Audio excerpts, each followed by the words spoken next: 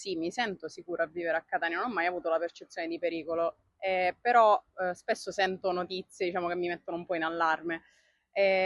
Forse sono tranquillizzata dal fatto che vivo in una zona piuttosto tranquilla, però effettivamente, diciamo, da racconti, da notizie, dagli ultimi avvenimenti, il sospetto mi viene ogni tanto che potrebbe non essere una città tranquilla.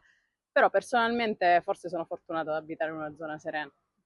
Allora, sicura non del tutto, cioè nel senso ovviamente secondo me necessitiamo comunque di maggiore sicurezza, soprattutto in alcune zone di Catania, magari alcune sono più, dato che sono più rinomate, tra virgolette, sono più vigilate, cioè si vedono più, magari c'è più sicurezza, però in alcune no, manca totalmente secondo me, quindi il mio consiglio è magari quello di fornire più sicurezza magari a queste zone. Non ci vivo, ma abbastanza sicuro.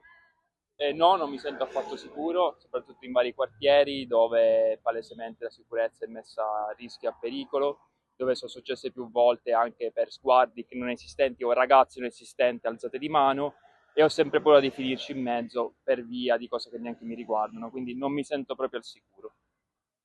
Quanto donna e ragazza che vivo appunto da fuori sede da sola non mi sento per niente sicura.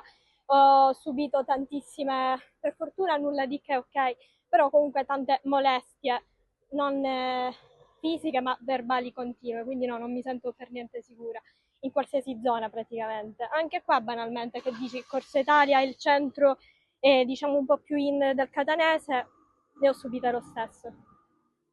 Allora, io ritengo che Catania non sia una città molto sicura a livello, diciamo, generale.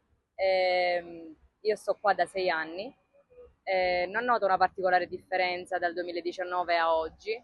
Eh, Dipende dagli orari, dipende con chi si esce, però in generale eviterei, diciamo, sembra una cosa scontata, gli orari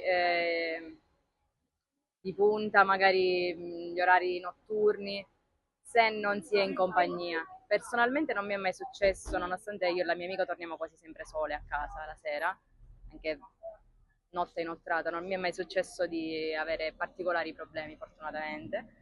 Però a prescindere non penso sia un posto eccessivamente sicuro, c'è da migliorare, questo sì.